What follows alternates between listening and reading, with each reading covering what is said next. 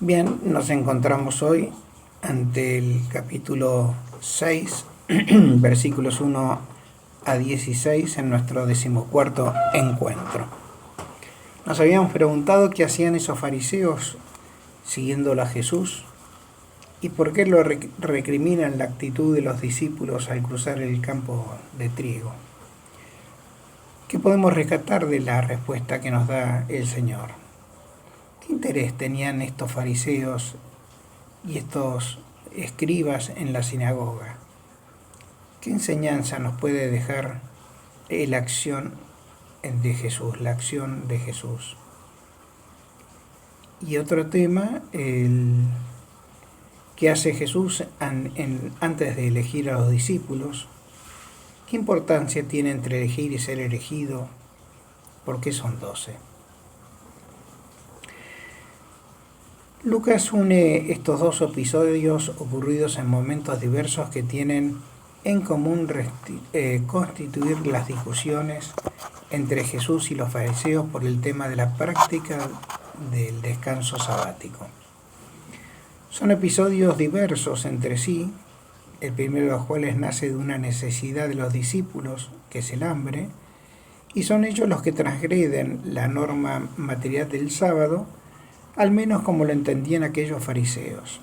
El segundo surge de una necesidad del prójimo, y es el mismo Jesús quien, a juicio de sus enemigos, transgrede el descanso sabático. En el primer caso, sus discípulos se encuentran un sábado atravesando los sembrados con el estómago vacío.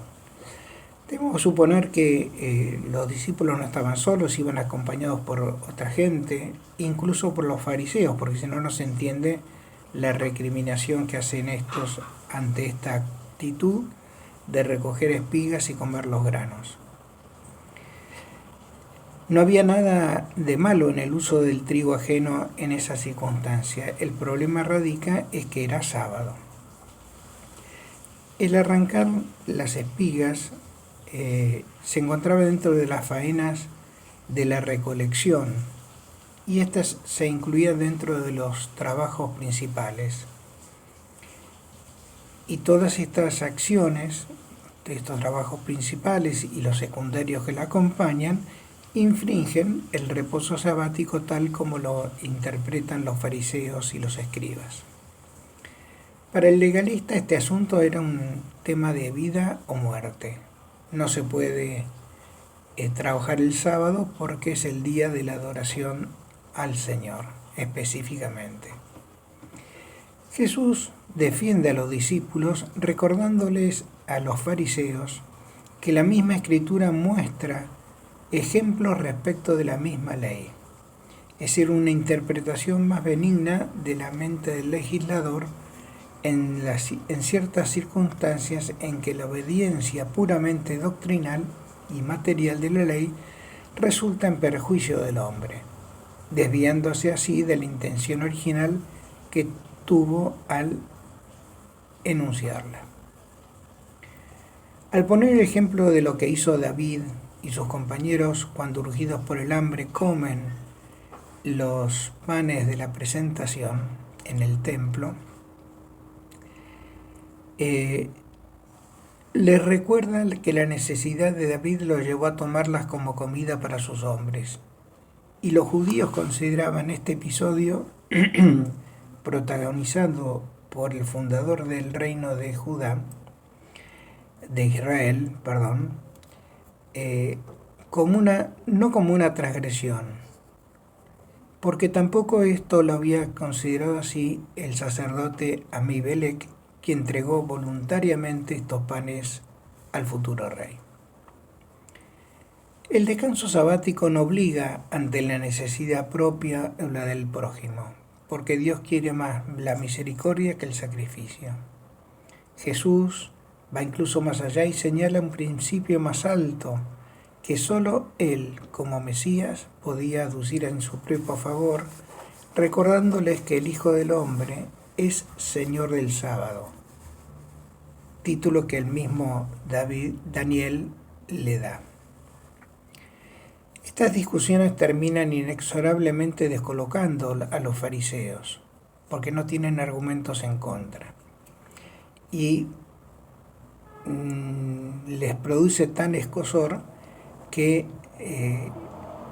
los alienta a buscar fallas en la acción, en el accionar, en la vida, en los dichos del Señor, para tener algo con que acusarlo.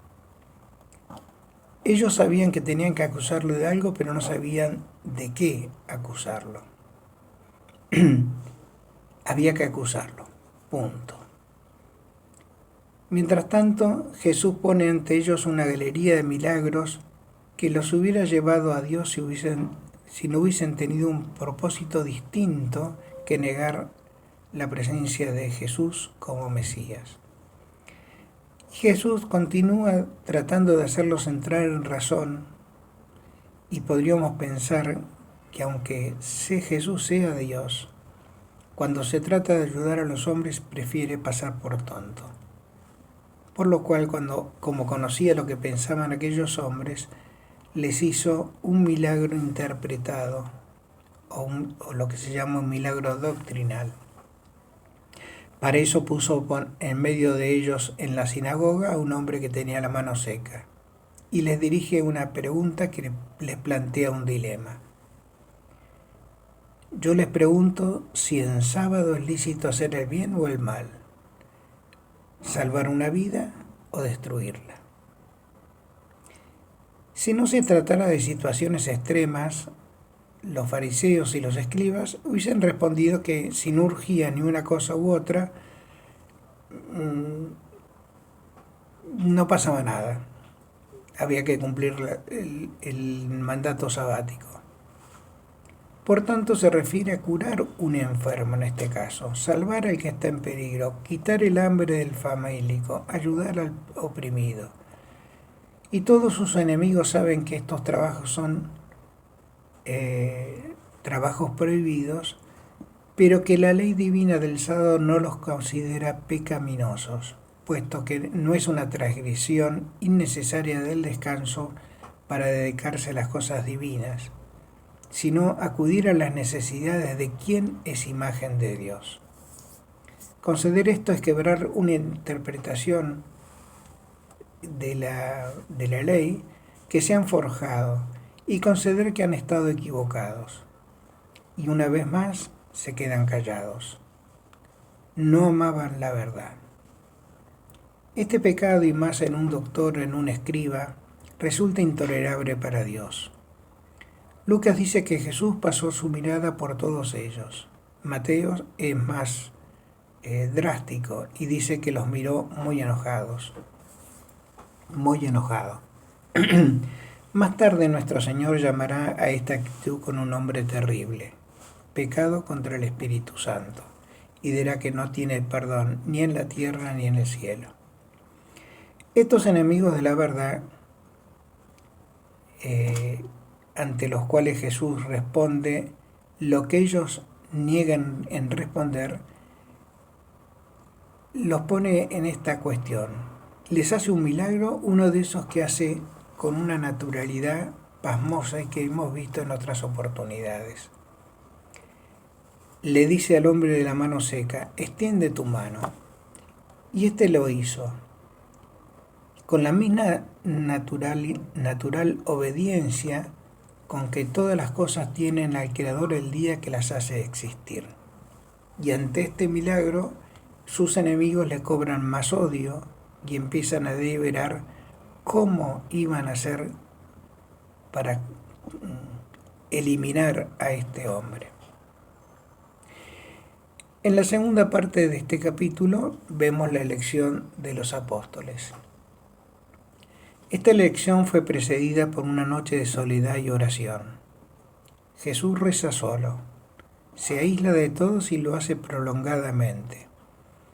Y el asunto era de máxima importancia, porque Jesús a lo largo de su ministerio no se rectificó nunca de sus elecciones, a pesar que sus discípulos le dieron más de una vez discípulos para decirle: muchachos, así no va.